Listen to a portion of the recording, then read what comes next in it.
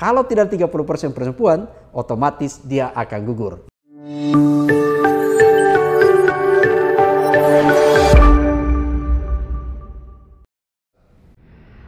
Halo kawan asa sekalian, saya ingin membahas ada hal yang unik tapi penting untuk kita ketahui dalam proses penyusunan calon anggota legislatif yang dilakukan oleh partai politik sekarang. Berdasarkan Undang-Undang Pemilu, sangat tegas di sana bahwa ada minimal keterwakilan 30%. Nah, kalau kita pahami semua, berapa sih sebenarnya jumlah caleg pada pemilu 2024? Yaitu adalah 347.584 caleg. Kalau dikali 30% itu artinya bahwa caleg perempuan minimal yaitu adalah 104.356. Ini total jumlah caleg yang seharusnya dipenuhi oleh masing-masing partai politik. Jadi misalnya analoginya begini, partai A itu ikut pada pemilu di Kabupaten A. Dalam Kabupaten A ini misalnya ada 2 daerah pemilihan. Ada diperebutkan 8 kursi atau 10 kursi. Maka dari 10 kursi partai itu harus mengajukan minimal 3 perempuan. Apabila ternyata dia hanya mendapatkan 2 perempuan caleg, maka yang bersangkutan tidak boleh ikut pemilu di daerah pemilihan bersangkutan.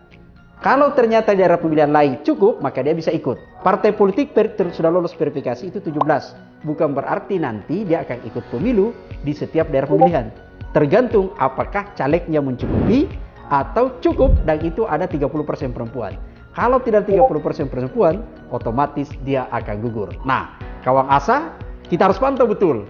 Jangan sampai ada partai politik ternyata caleg perempuannya tidak cukup. Cukup 30%. Tapi ketahuilah siapa perempuan yang diajukan itu. Satu misalnya, jangan-jangan ada suami istri. Itu satu. Yang kedua, ada anaknya sendiri. Yang ketiga, itu adalah istri ketua partai politik. Atau justru istri bupati dan macam-macam situ. Semua ini penting kita awasi untuk berkaitan pada soal pantas dan tidak pantas. Tapi di luar itu adalah, itu membuktikan bahwa sesungguhnya partai politik yang bersangkutan tidak pernah melakukan proses kaderisasi. Sekali lagi kawan asa, pemilu ke depan kita harus memantau, kita harus mengawasi proses pemilu. Karena pemilu ini adalah momentum untuk kita bisa melahirkan wakil rakyat yang berkualitas, yang bisa memperjuangkan, memperbaiki nasib kita. Tidak boleh lagi ada jalanan yang berlubang itu viral. Dan tidak boleh ada lagi masyarakat, warga kita meninggal di rumah sakit hanya karena tidak mampu membayar, tidak dilayani oleh dokter karena tidak ada uang untuk berobat. Tidak boleh ada anak yang tidak bersekolah hanya karena tidak ada duitnya. Itu artinya bahwa nanti pemimpin adalah yang dipilih berintegritas, punya kepedulian dan memastikan bahwa masyarakat harus terlindungi.